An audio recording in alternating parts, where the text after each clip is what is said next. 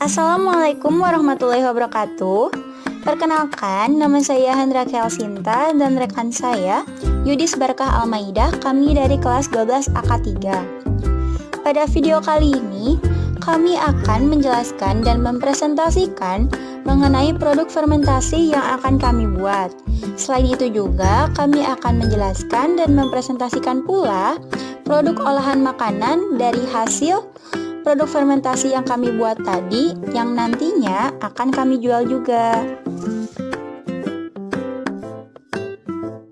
Nah, dari slide sebelumnya bisa kita lihat juga nih, ada judul yang namanya Putakos. Nah, apa sih Putakos itu?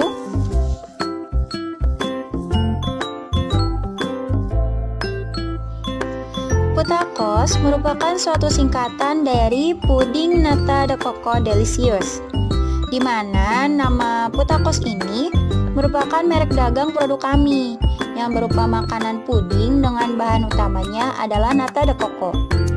Karena bahan utamanya adalah nata de coco, makanya kita juga perlu nih bahas apa sih nata de coco itu. Jadi, nata de coco itu merupakan hidangan penutup yang terlihat seperti jelly berwarna putih atau bisa juga bening, dan teksturnya itu kenyal. Nah, nata de coco sendiri ini berasal dari Filipina yang merupakan produk hasil fermentasi menggunakan mikroba Acetobacter pseudomonas, dan juga bahan utama dari nata de coco itu air kelapa. Nah, di dunia ini kan pasti semuanya punya alasan nih. Begitu juga sama produk kita, sama kita juga. Kenapa sih kita tuh membuat Putakos ini? Yang pertama itu karena diminati oleh masyarakat.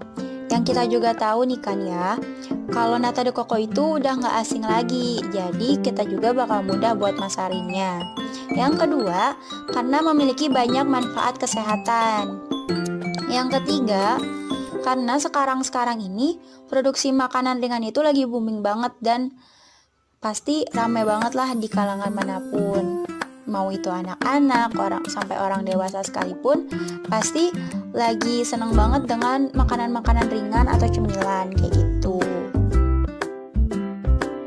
Berbicara soal manfaat kesehatan, beberapa ini merupakan manfaat nata de coco buat kesehatan. Yang pertama, menurunkan kolesterol. Yang kedua, bisa menurunkan glukosa darah loh pada penderita diabetes. Yang ketiga, bisa juga mencegah konstipasi. Yang keempat, bisa mengendalikan berat badan loh, atau mencegah obesitas. Yang kelima, mencegah kanker kolon. Dan yang keenam, bermanfaat pada mikroflora di usus besar. Yang selanjutnya, kami juga melakukan upaya analisis SWOT dalam pemasaran kami loh. Apa sih SWOT itu? Jadi SWOT itu merupakan singkatan dari Strength, Weakness, Opportunity, dan Threat. Strength itu kekuatan, Weakness itu kelemahan, Opportunity itu peluang, dan Threat itu ancaman. SWOT yang pertama yaitu Strength atau kekuatan. Kekuatan produk kita tuh apa sih? Yang pertama, produk kita itu disukai banyak orang. Nah, kenapa bisa disukai banyak orang? Karena puding atau nata de coco itu sendiri memang sudah banyak di masyarakat juga, dan otomatis banyak orang juga yang suka gitu. Dan terus ada juga dapat digunakan dalam berbagai olahan makanan dan minuman. Kayaknya ini udah nggak aneh ya kalau misalkan nata de coco itu emang udah banyak banget dipakai di olahan makanan dan minuman. Terus ada juga mudah diterima oleh masyarakat. Kayak tadi, soalnya udah disukai juga oleh banyak orang. Lalu ada juga berkhasiat. Nah, kayak yang udah dijabarin sebelumnya nih, berkhasiat dalam kesehatan ya. Lalu ada juga harganya yang tidak terlalu melambung tinggi. Kenapa? Karena kita memasarkan Putakos ini dengan harga yang cukup ramah di kantong pelajar. Lalu yang terakhir ada olahan yang jarang, karena biasanya nata de coco ini tidak terlalu sering untuk olahan puding. Kita masuk ke SWOT yang kedua, yaitu weakness atau kelemahan. Nah, produk kami juga punya kelemahan nih. Yang pertama, proses pembuatannya yang cukup memakan waktu beberapa hari karena hasil fermentasi dari nata de coco ini memang tidak terlalu cepat. Lalu yang kedua juga ada hasil yang diperoleh itu akan terpengaruh oleh kualitas bahan baku yang didapatkan. Jadi kalau misalkan kita tidak pandai untuk memilih bahan bakunya atau tidak terlalu bagus, bakal berpengaruh sama kualitas dari nata de coco-nya juga. Nah, yang ketiga ini ada opportunity atau peluang. Peluang produk kami itu apa aja sih? Yang pertama, bahan utama produk kami ini dibuat langsung oleh pelajar negeri, yang sehingga merupakan produk lokal yang sudah terjamin kualitas produknya. Nah, jadi bahan utamanya yaitu nata de coco ini emang langsung dibuat oleh kami. Jadi produknya memang merupakan produk lokal dan juga udah terjamin sama kualitas produknya. Yang kedua, dikemasnya secara menarik. Jadi pembeli juga akan tertarik karena kemasan kami ini yang menarik. Dan juga merupakan makanan yang sehat karena sudah kita tahu kalau nata de coco ini mempunyai banyak manfaat dalam kesehatan. Analisis SWOT yang terakhir yaitu threat atau ancaman. Jadi ancaman untuk produk kami ini ada dua. Yang pertama, karena banyaknya produk ini di pasaran juga dan diproduksi oleh perusahaan besar. Kayak yang kita tahu ya, kalau nata de coco ini emang sudah banyak yang ngeproduksinya juga. Dan juga puding sendiri emang sudah banyak hasil produksinya, mau itu dari perusahaan-perusahaan kecil atau perusahaan besar, dan juga bisa juga dari homemade kayak gitu.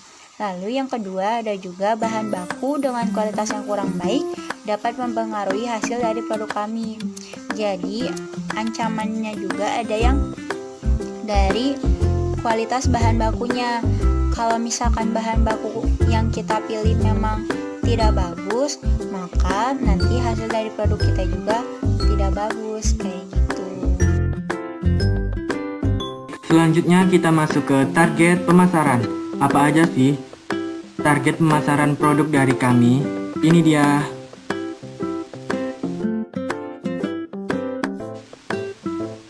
Berbicara tentang pemasaran produk, kita selaku produser hendaknya mengetahui dengan baik untuk siapa dan di mana produk kita akan dipasarkan agar produk kita terjual dengan habis.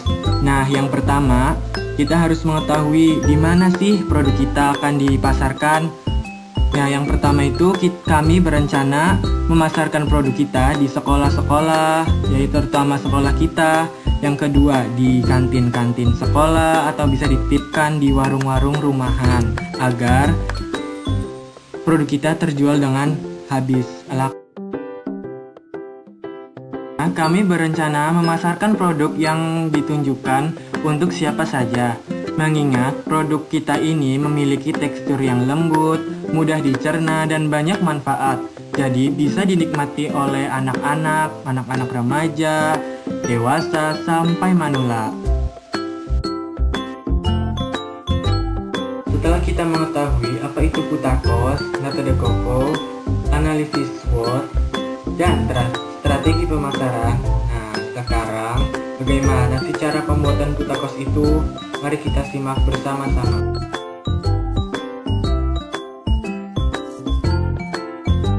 Sebelum kita membuat Putakos, kita memerlukan bahan utama, yaitu nata de coco. Terlebih dahulu, kita siapkan alat dan bahan untuk membuat nata de coco. Yang pertama kita butuhkan alat, yaitu yang pertama kita butuhkan plastik penutup, yang kedua sendok, yang ketiga timbangan, yang keempat gelas ukur, yang kelima baki plastik, Yang keenam, koran penutup. Yang ketujuh, kompor. Dan yang kedelapan, saringan kain. Nah, setelah itu kita siapkan bahan-bahan. Bahan-bahan yang diperlukan, yang pertama ada air kelapa sebanyak 1 liter. Yang kedua, gula pasir 50 gram. Yang ketiga, cuka atau asam asetat 10 mili. Yang keempat, bakteri Acetobacter sillinum 10 mili.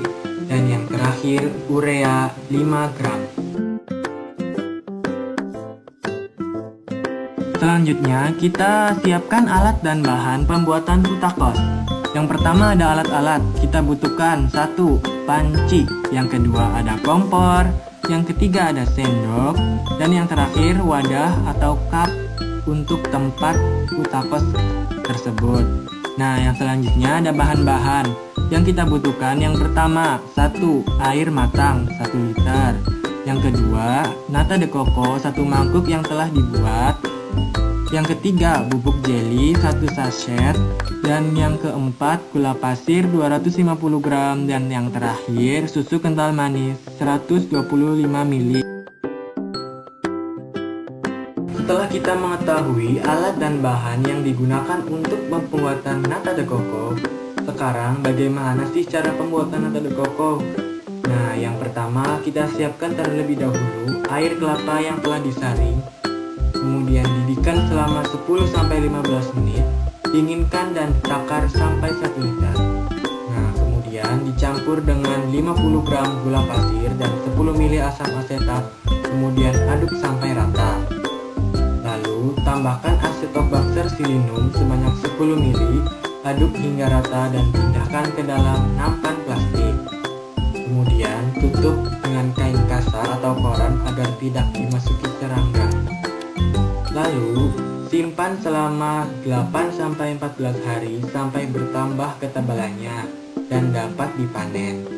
Nah, pada masa panen, rendam dalam air bersih selama 3 hari dan tiap harinya air perendaman itu diganti agar sisa asam asetat tidak mengganggu rasa. Kemudian dibuang lapisan yang menempel di bawah nata, iris tipis-tipis berbentuk kubus.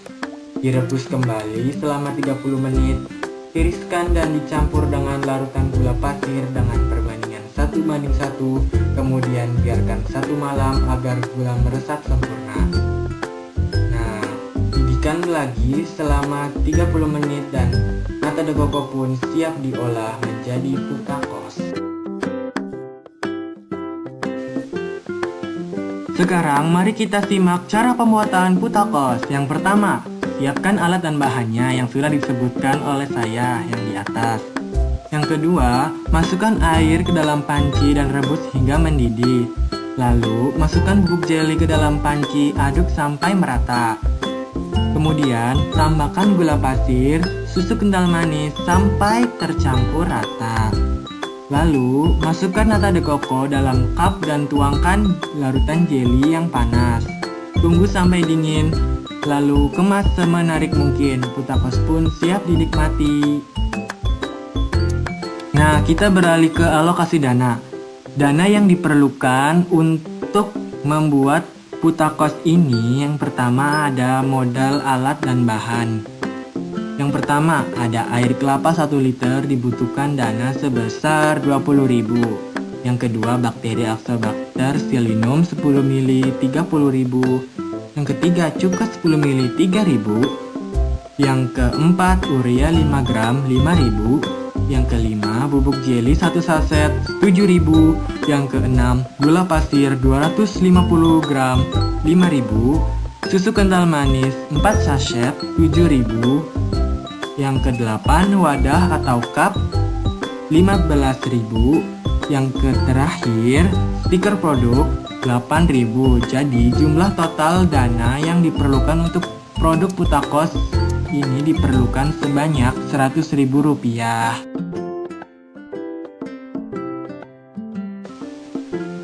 Kami berencana menjual 1 buah cup putakos dengan harga Rp3.000.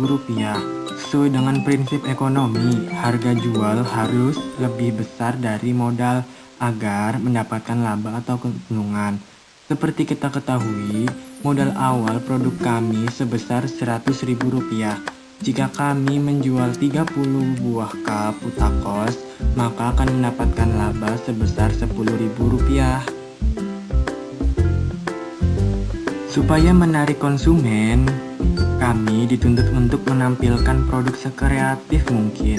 Nah, kami membuat logo stiker dari produk kami dan kemasannya pun dipilih dengan bentuk yang proporsional dan unik. Ini dia.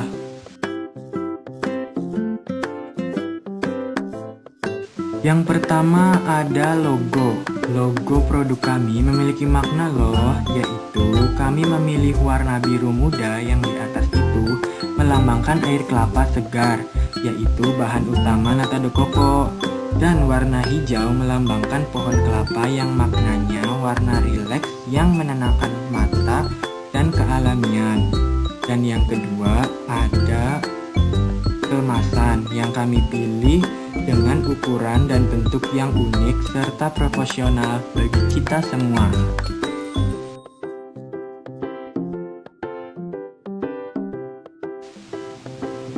Saya ucapkan terima kasih telah menonton video presentasi dari kami berdua. Mungkin sekian saja dari kami, kurang lebihnya mohon dimaafkan. Wassalamualaikum warahmatullahi wabarakatuh.